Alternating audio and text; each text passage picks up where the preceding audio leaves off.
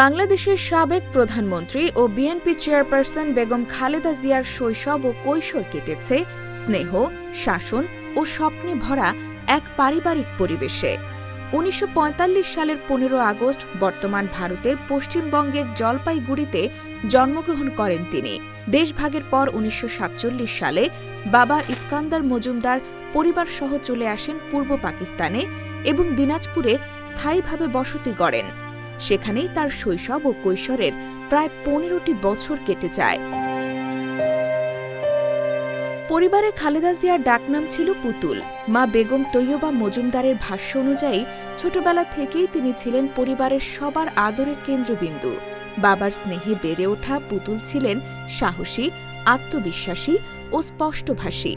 ধর্মীয় অনুশাসনেও ছোটবেলা থেকেই তার আগ্রহ ছিল। ৪ বছর বয়সেই রোজা রাখার জেদ, নামাজ পড়া ও কলমা শেখার বিষয়গুলো তার মানসিক দৃঢ়তার পরিচয় দেয়।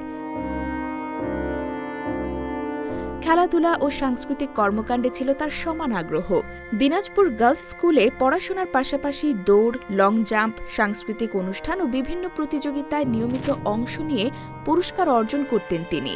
পড়াশোনায় খুব বেশি সময় না দিলেও স্মরণশক্তি ছিল প্রখর এবং ফলাফল ছিল ভালো। পরিবারের ছোট ভাই বোনদের দেখভাল, ঘর গোছানো, রান্নাবান্না সব কাজেই ছিল তার দায়িত্বশীল উপস্থিতি।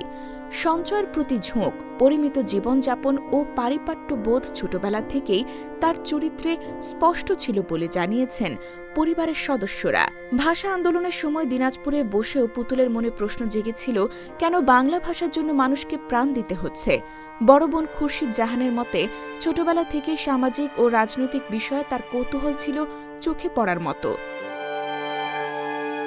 মেজ বোন সেলিমা ইসলাম বিউটি জানান, শাসন ও রক্ষণশীলতার মাঝেও পুতুল ছিল বুদ্ধিদীপ্ত ও উপস্থিত বুদ্ধির অধিকারী।